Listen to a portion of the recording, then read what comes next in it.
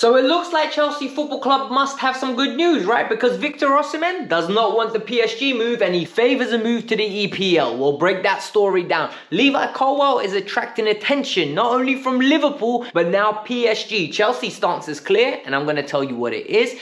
Chelsea have decided, you know what, we can do business with Brighton even more. A lot of people have a problem with it. Not only did they take their head of recruitment last year, they've taken him again. And now we'll explain where this guy is going to go into position, Sam Joel, and more importantly, why this isn't a big deal. And I don't understand why people are getting so flustered, really. And finally, the big one. Malang Sarr is now training with the kids.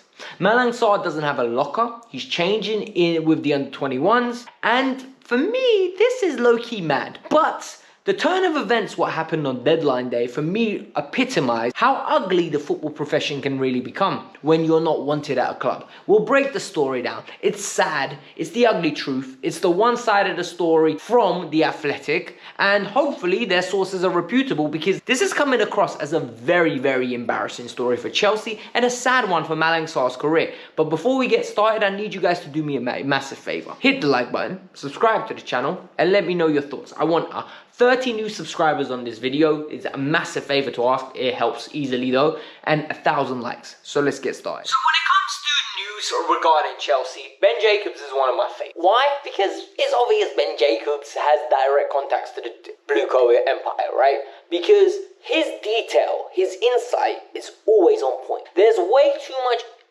context behind his opinions for us to just say he's making this up. And he's always very accurate. Like, he was accurate on the Rafinha story way back when. He was very accurate on the Caicedo, the Enzo deal. And as the story went on, he started adding in more color to it when everyone else was just saying the generic stuff. So when he says Victor Osimhen actively wants a move to the Premier League rather than going to Paris, I believe him. I really do. And this is what he's come out with in his latest article. And he's always reiterated, Chelsea are very interested in Victor Osimhen. For me, though, the question that needs to be answered is Victor Osimhen is the right person for Chelsea Football Club at this moment in time. I think he is, but I don't like the price. And this is the way I want to talk about it, right? Because we need to contextualize what we're saying. Is Victor Osimhen a great striker? Very good striker. Very good, some would say great. I would say phenomenal at times, right? On par, that one season he had at Napoli where he absolutely destroyed it, he was phenomenal. However, is Victor Osimhen worth £105 million? I don't think at that price range it's worth the money. But I'm not the one paying it, so I can't be making a big deal about it. Because if we get him, I'm not going to moan. I'm not going to lie to you. I am really not. Same way I'm not moaning about Enzo, same way I'm not moaning about Caicedo. As long as they are functioning within the team and they look like they're trying and they're actively performing, I'm very happy. I'm very consistent with that. So for me, it's very simple. If Chelsea want to go get Victor Osimhen, it looks like he wants a Premier League move. We will need to secure some level of football on the international standpoint, in the sense of maybe Europa League, hopefully. But that's not hard. Finish sixth when we got Europa League. That is not too much to ask for, considering we are literally, I think, 2 points or 3 points away from sixth. We need to be able to get at least sixth this season, and hopefully we can win the FA Cup as well, because that will guarantee it. But it is what it is. The next story is regarding Levi Colwill. There's a big narrative going on now that Levi Colwill isn't good enough for Chelsea. Well, that narrative got scrunched up and dashed into the bin straight, nice little half-court three-pointer from Dame Lillard style, right? Because Levi played against Manchester City and he looks very composed, very comfortable. It's like playing him not left back is making the player look better. This guy is going to be amazing. I don't talk about a lot of Chelsea youngsters in this way because I think we always set them up to fail. But I think he is top draw. I genuinely do. I think he's one of those William Saliba defenders where they come in at a young age, they're so calm, they're so composed, and then within 2 years, you're talking about them being one of the best in the world in that position. It's exactly what happened to William Saliba. Marseille smashed it, and then Arsenal smashed it, and then all of a sudden, everyone's talking about him like he's the greatest centre-half on the planet at the moment. And with Chelsea and Levi Colwill, We had the Huddersfield loan, we had the Brighton loan, and now he's breaking into the Chelsea team, where if Poch, in my opinion, didn't play this whole little tit for tat, where we can play him on the left or play him in the centre-back position, we would not be having this conversation and be sitting 10th. I think if he played him at centre-back, we'd be a better team all round.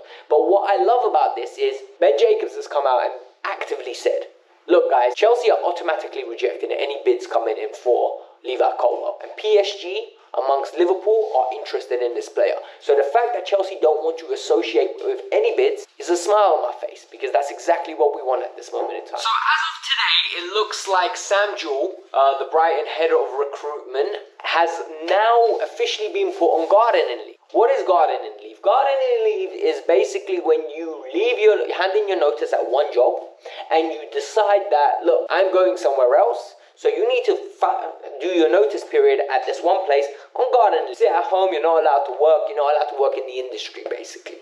And this is what's happening to Sam Jewell. Who is Sam Jewell? Sam Jewell was the heir apparent to Paul Winstanley when he left Brighton. He took over and he was one of the leads on the recruitment. There's this big narrative that Chelsea might as well should have bought Brighton because we keep taking everyone from them, whether it's players, managers, coaching staff, or head office. What I'm going to say, I don't think is going to be popular. I feel we're not educated enough to know who should be going into the recruitment team. For example, prior to them working at Chelsea, I had no clue who Paul Winstanley. Prior to Viville coming to Chelsea, I didn't know much about Viville. And to this day now, I still don't know what Viville's in charge of. So this Sam individual that's going to be coming in, I don't feel like I can get very angry and animated about this move because I don't understand it. Like, I don't know what his role is. I can't track it. With players, it's simple. With a manager, it's simple. With Pochettino, you're not winning enough games, Poch. Your decisions aren't right. Players, you're not performing to the metrics that I believe you should be performing to. I'm not happy with your performance. With scouting, it's very difficult because one person doesn't make the decisions, right? There's no direct incentive of saying Paul Winstanley signs off all the signings. He's the top dog, right? Cool. Below him, there's a bunch of people working. Why am I going to get upset at them when I really don't know what they're doing? Like, I know they're picking players, but are their thoughts and processes being heard? Are they the ones that are driving the move? It looks like he's going to be head of the multi-club system, and this is what Viville was meant to be. And one of the reasons Viville apparently left was because there were too many cooks in the kitchen, and he was just getting sounded out. So, am I shocked that they went to Brighton, to a place where Paul Winstanley had a relationship with somebody that worked under him prior that got promoted? No, not really. And this individual was also linked with Manchester United, and this is just, I think, the way the industry works. People start at smaller clubs and make their way up to the top clubs. And hopefully we can consider ourselves as a top club in the near future. And I just don't want people panicking. And there's a lot of scaremongering going on around the community at the moment. You know, like, I think because we're not as good as we once were, so people are just uncomfortable with the reality of that at the moment. And I don't blame them, I really don't, because it is uncomfortable, but I'm more demanding results from this current squad, not what we can buy in. I think this current squad is better than 10th.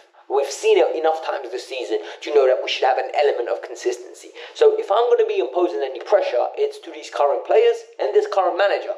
I want better results. And only then, when I believe the players and the managers are doing the best that they can, I say, you know what, we need to change up the way we're signing players, or we need to change up something in the boardroom. Because the money is there, and that's the key. The next story is a really sad one, right? So The Athletic and Sam Johnstone have written a very, very interesting article, and it is surrounding turn of events from the perspective, I assume, of Malang Sarr. So who is Malang Sarr? Malang Sarr is an individual that joined Chelsea as a free agent when his contract at Nice expired. He was given 100k, came to Chelsea. There was this whole idea that he was going to develop on loan and then Chelsea would flip him for more money.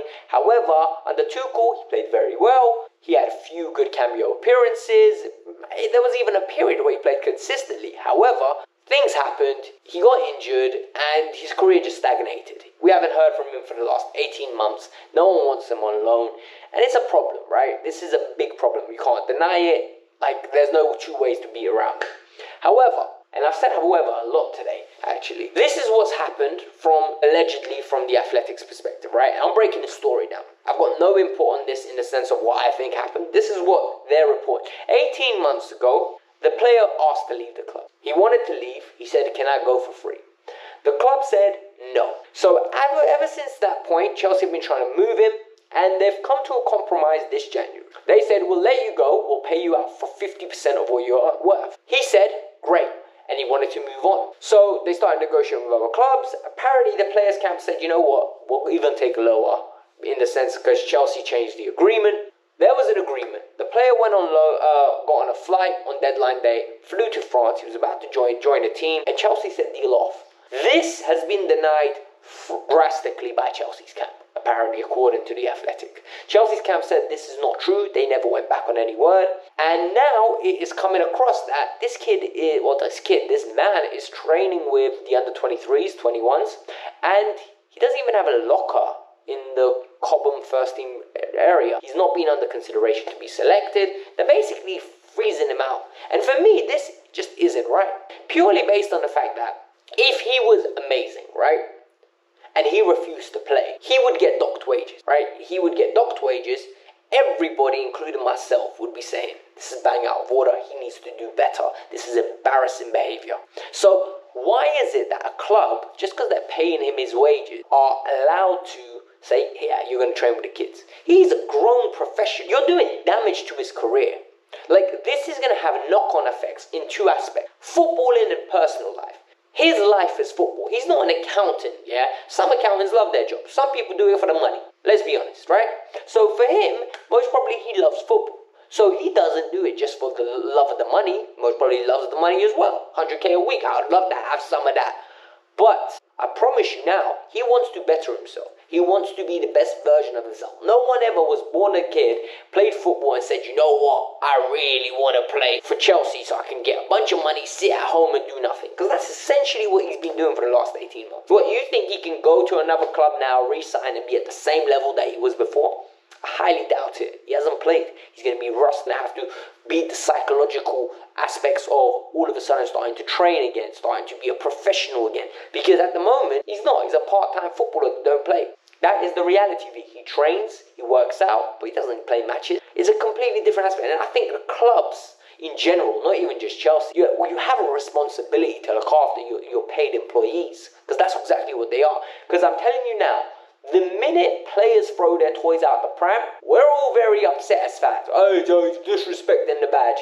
I think the club is here disrespecting the player. I know he's getting paid, but on an ethical level, even on a moral level, it's not right for me. I want to know your thoughts. Let me know in the comments below what your thoughts are on the whole situation. Hit the like button, subscribe to the channel. Peace out, I'm out. Make sure you subscribe, alright? You over there, subscribe now. Joking. Have a nice day. Bye.